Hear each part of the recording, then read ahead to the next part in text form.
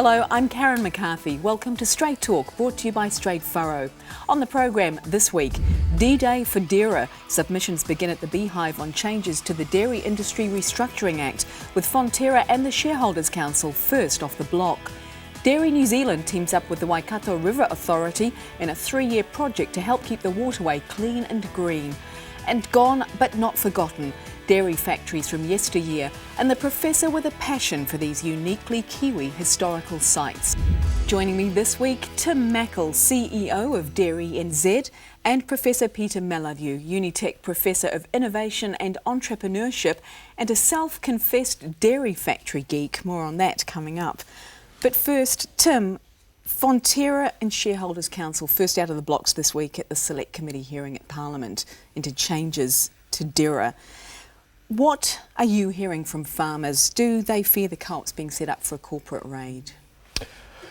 Look, the first thing I'd say is that for Dairy NZ, we're relatively apolitical, neutral in this space, and that our remit is to secure and enhance profitability, sustainability and competitiveness for dairy farming. However, having said that, competitiveness is a key thing for us, and so I think whatever changes go on, we've got to make sure we're looking at the big picture in terms of how competitive we are internationally as a dairy nation. So, you know, we've got to make sure we don't lose sight of that issue, and I'm sure some of these changes will actually influence our competitiveness in the long run. So we've got to work through things carefully, I'm sure. So there'll be some good discussions going on at the moment. I know it's been described as a small but very vocal minority that's kicking up a fuss about these planned changes, about trading amongst farmers.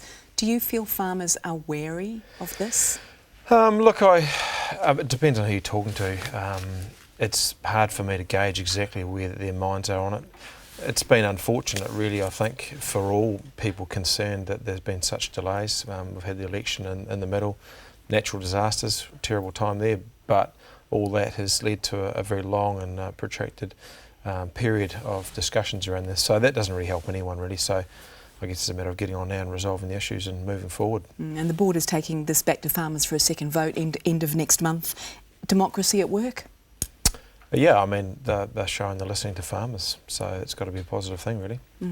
Peter, you have the benefit of some well-informed hindsight. You did your doctorate on dairy company mergers back in the day and were involved at corporate and strategic level in dairy company mergers of the late 70s and 80s. What do you make of the track down which Fonterra is controversially heading?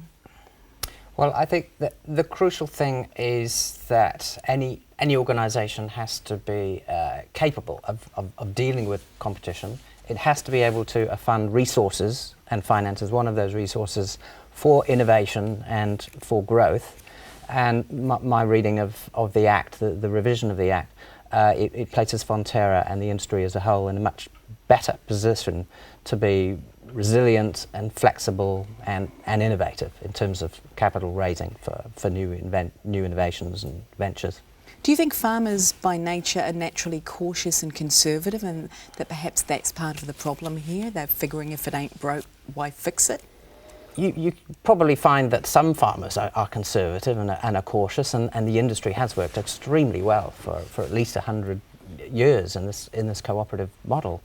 But on the other hand, we know that in New Zealand we have, say, 15, 20, 30% of farmers are extremely innovative in terms of adopting, sometimes introducing practices which they develop, invent, discover themselves before even research and development agencies have found those things.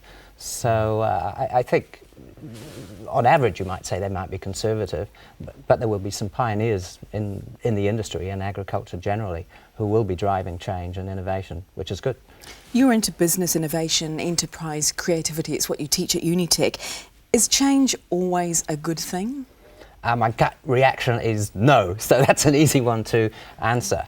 There's a difference between innovation and change. And with innovation, we're talking about novelty. We're talking about new things, new ways of doing things, new services, new products.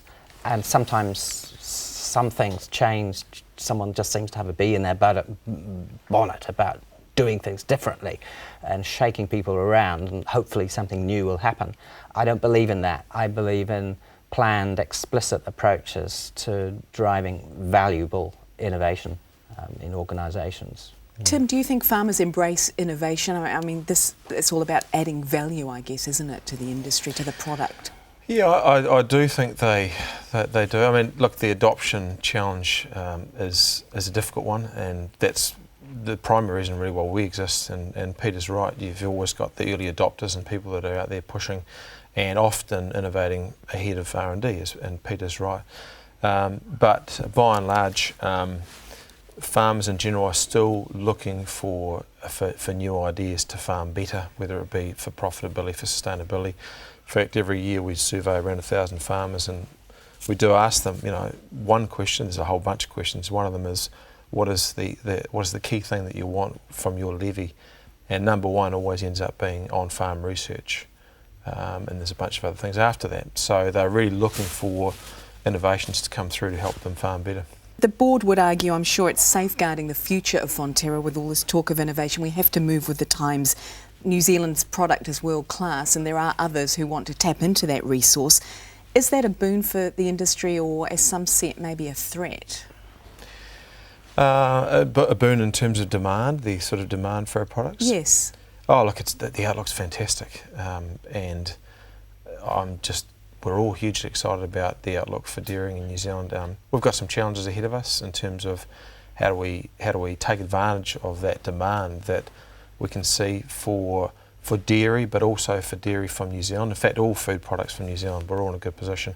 But at the same time, how do we manage our land well, and in particular our footprint? So a lot of our work now is going towards how do we make sure we're competitive and profitable going forward, support the ventures that we've got going overseas, but at the same time manage our own footprint here in New Zealand. Outside investment, foreign investment, is that a boon as you see it, or a threat as some feel? Well, it probably is both a boon and a threat. Myself personally, I was pleased to see the Kraft Farms deal go through. I feel it's appropriate that we are having investment come in from other countries, and that kind of investment brings new governments, new demand, and again stimulates new innovations in the organisation.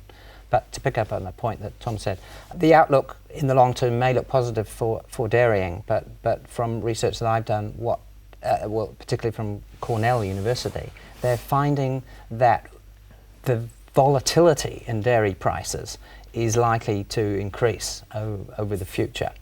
In other words, the price is going to be high one year and then it might be low the next year, and this volatility seems to be increasing. So whilst the average is increasing, the average price is increasing, the volatility is also increasing. And this makes a challenge for dairy farmers to develop more resilient dairy systems. That is ones where they can, if necessary, when the price drops, drop down inputs, drop down variable costs so that they can at least survive what could be quite a tough period for 12, 24 months. I agree. Yeah. I know that's something Tim wants to talk about a little later in the program. Thanks. Coming up, dairy factories from days gone by, some derelict, others demolished, and a precious few lovingly resurrected by enthusiasts of these treasure troves of farming history. We talk to a man passionate about our dairying history after the break.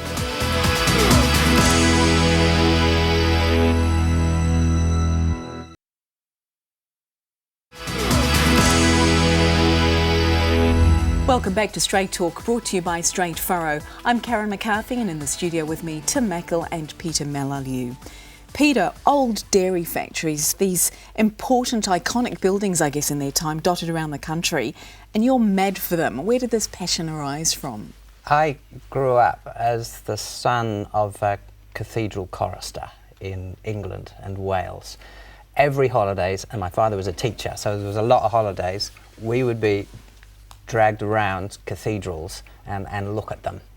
So I did my PhD studying dairy technology and restructuring the industry, things like that. And buried in my mind is the location of where all these dairy factories and dairy companies were.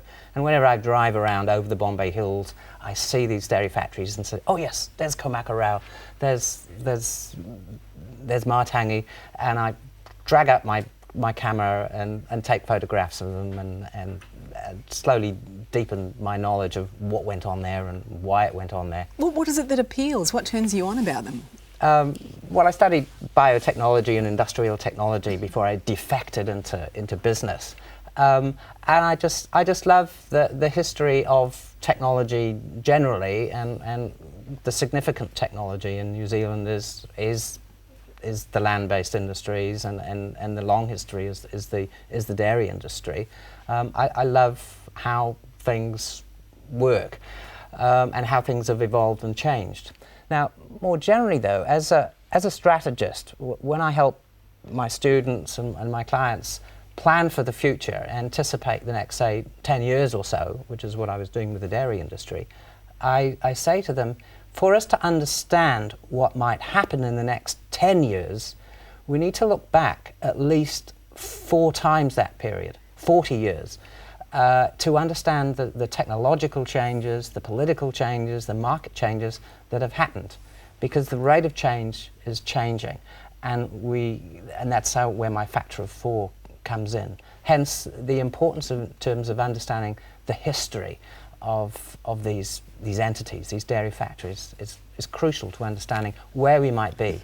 If we don't understand our history, we're condemned to repeat it in the future. It's the whole standing on the shoulders Yes, of giants, isn't it? Tim, can you understand this passion? I mean, is there any, do you have an enthusiasm for old dairy factories?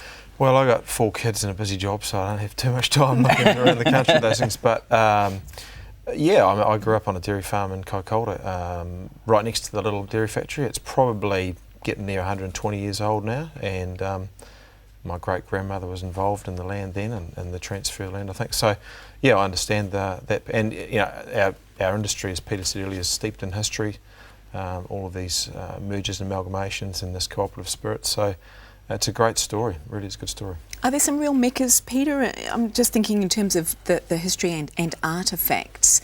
Is there a place, if people are into this, they should not miss? Certainly the Mercury Bay Museum in the Coromandel. That's outstanding. It's got a giant butter churn, and really the iconic technology, if you like, of the dairy industry is that shift from making butter on the farm with little pats and things towards the industrialisation of butter manufacture, and there's a beautiful Kauri butter churn there, plus all the other sorts of instruments that they used for testing the quality of the milk, and there's a great photo collection as well, and you can find my collection of the photos of the museum on the web. Did we lead the world in any dairying technology or inventions? Is there anything New Zealand was first with? Well, I know we have patents in dairying going right back, and I was just telling my students yesterday that one of the very first patents registered in New Zealand is by a Chinese gentleman in Taranaki. He encouraged his farmers that came in to buy products from his grocery. He encouraged them to start bringing in their cream, and he started the manufacture of butter. So that's one piece of technology that goes right back there. I think some of the other technologies, we've developed whey processing technology to isolate whey, clever products from the whey, which was a waste product, and alcohol. Spreadable butter. Spreadable butter. Mm-hmm. Yeah. I read something, Matangi, I think birthplace of Glaxo, first producer of Highlander tinned milk many decades ago, which we still have in the supermarkets today. Yes. Well, of course, the preservation of products is a crucial technology. It's what has enabled armies of people, both armies destroying other people, but also armies of workers to survive and live through the cold system, the cold seasons or long distances. So preservation of food, such as condensing milk, drying milk, all these are important technologies. The buildings themselves, is that something that appeals as well, the architecture? I mean, I don't know what the building down when you grew up looked like, but some of them are quite magnificent, even though they might be crumbling away. Is it the architecture, is it the design as well that's of interest? I'm not strongly steeped into the architecture. It's not quite the same as a sort of an English cathedral, but certainly the Matangi factory just outside Hamilton has some quite distinctive architectural features. It was one of the first buildings to be constructed of concrete, and that grew out of an adaptation of the technology which was being used to build the hydro dams around the period that the Martangi factory was developed. So if you're into concrete, then Martangi is a place to go. And you're based in Hamilton, Tim. You must know of some of these places because, you know, there's Gordonton, Candyland now. I think it's a sweet factory, was an old dairy factory built in the 50s. Hawera, there's another, but there's quite a few in the Waikato. Have you been to or aware of some of these places? Yeah, I've been to a couple of them, but they're probably relatively hidden from most people. But I think Peter's right. You know, the country owes a lot to those early days, and it's helped us get to where we are now. So it's important. Just what are some of the places? Some of the, as I say, some of the highlights, I guess, if people were to go seeking out some of these forgotten places. Oh, right. Then you need to read Diane Clement's article on that. There is the Candyland one. Because there's new uses, that's the thing. Exactly. People have started to resurrect and do new things with these old buildings. That's right. I think it's the Tawhiri Museum in Hawera, as I say, former dairy company. An artist apparently bought that building. Do you know anything about that? Oh, no, that's a strange country. I've been to Taranaki for a long time. I need to go down and go to WOMAD and visit some of those dairy factories again. I remember the cheese factory that makes Blue Rain cheese down there in Eltham. Do you think anybody will be visiting Fonterra's buildings in 100 years from now? I will. Well, perhaps not, but my children. Yeah, well, I hope so. I should think so. There's a crazy sport that's developed in England, which where people basically kind of break into derelict places. The site for this sport is called Derelict Places, and people break into old industrial sites and take photographs of basically the junk that is there. These are severely derelict, and then they post them on the web and say, I've been here. It's a sort of dangerous thing to do because there's the risk of these buildings falling down, and some of them, like the old ICI plant that I used to work with, they're actually dangerous in terms of the chemicals which might still be lurking around in there. But there's also treasures within. Oh, yeah, exactly. Yeah. It's treasures. There's treasures of the memories of what went on there and the achievements of the products of those companies. And they should not be forgotten, I guess. After the break, join us for more from our guests on Matters Rural, including the upcoming Dairy New Zealand Farmers Forum. Your farm, your future, planning for the years ahead.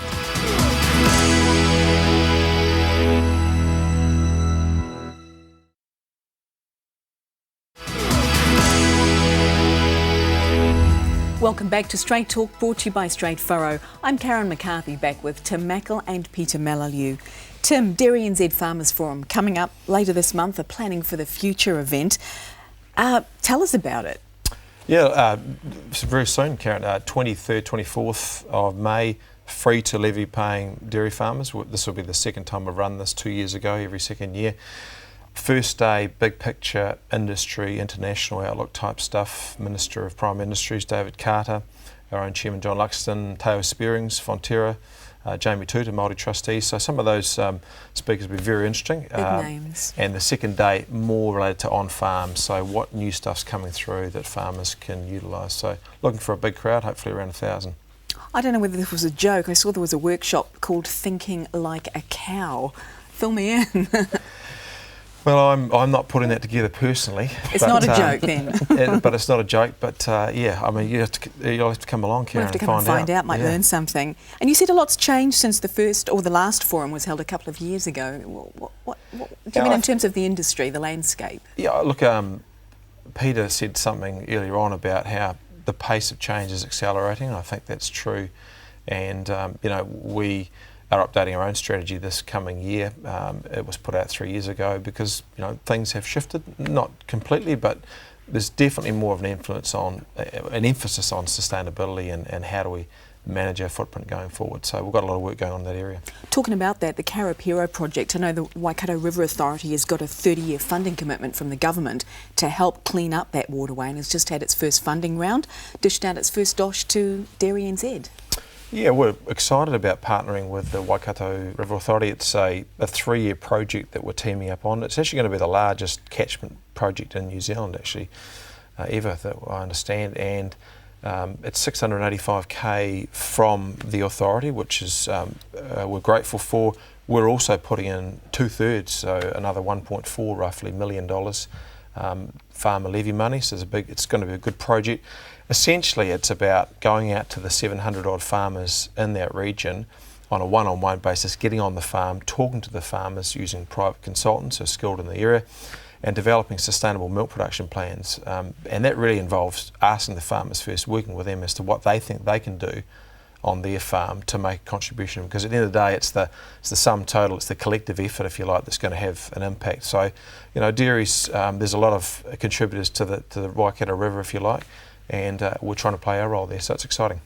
Peter, this is, I guess, all about sort of moving with the times and changing with the future, isn't it? Absolutely, and I'm delighted to hear that this research and this, well, it's more than research, it's a developing and applying practice on farm. It's crucial. I was working with the apple and pear industry several years ago, and that industry, it was crucial to that industry that they responded very directly to the demands of markets, big customers, Sainsbury's and so on, that, hey, you've got to move to sustainable production, environmentally sustainable production and organics and stuff like that. You're going to do it in 3 years.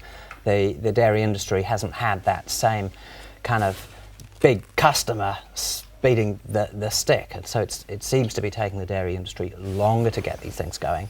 But I've seen even way back in your current strategic plan that you recognised the issues for environmental sustainability, and research is being done, practices are being developed, and I'm pleased to see that's happening. But this new move to clean up the Waikato will drive an important driver. I teach eco-innovation and eco-sustainability as part of my courses at Unitec, and sustainability is not something that is necessarily a cost. You can add value to what's going, and often find ways of reducing costs as well, because after all, animal excrement that's going into a river is waste. It's not doing anything useful at all. But if it goes onto the land somewhere, then it's fertilizer. And the same with methane going up into the atmosphere. That is fuel. That is wasted. If you can convert that into carbon dioxide and food, then that waste is removed. The pollution is reduced, and you've converted it into something that makes money. It's good for everybody. And Tim, they'll be using this project, I guess, as a guide for environmental management and other catchments downstream. Absolutely, Cam. We've been involved in some of these around the country, but as I said, this is going to be the largest one. We'll get some good learnings out of it. Peter's right, it is about using the nutrients you have more effectively and converting that into a saleable product. What we do have to be careful, though, is that we make sure that whatever we pursue, it's cost effective and that doesn't undermine our profitability and competitiveness. So it's stepping forward and balance, making sure that we're farming better, having a better impact with our footprint, but at the same time, you know, earlier on we talked about milk prices, and I think that's something we've got to be careful of too going forward in the next 12 months. Quick word on that. Dairy farm payouts look set to sink further next season if the downward trend in global prices continues. What are farmers thinking? Well, I think overall farmers understand overwhelmingly the future is bright, so that's the thing we have to keep at the front of our mind. But yes, we've got to prepare ourselves for the volatility that Peter talked about. Resilience is key. Debt has been an issue for us. A couple of years ago, we're probably about $21.65, 09-10 season finishing, average debt per kilo of milk solids. In the last 2 years, a couple of good years, we think we'll be down to about $19. So it's a safer place to be. Milk production obviously been good, plus milk price has helped us get there. But at the end of the day, you know, we're expecting farm working expenses and drawings and also tax to be around $4.35 for the average dairy farmer on dairy base, the owner operator. Add $1.50 to that, which is your interest and rents, if you like, and you're up there at $5.85 type thing. So we would estimate if milk price dipped below $6, that 15 to 20% of the owner operators on dairy base might start building an overdraft by the end of the season. But at the end of the day, you know, the key thing to focus on therefore has got to be costs. And the last 3 years, feed's been the big mover. We've shot up from 80 cents a kilo, 2007, 2008, to about $1.45 we predict. So that's a huge cost. $1.45 on feed per kilo, $1.50 on interest and rent. It's an area that farmers are going to look at for the season coming, make sure that we're resilient. That's it for Straight Talk this week, brought to you by Straight Furrow. Thanks very much to my guests, Peter Mellalieu and Tim Mackle, and thanks as always to you at home for watching. I'm Karen McCarthy, back next week with more Straight Talk.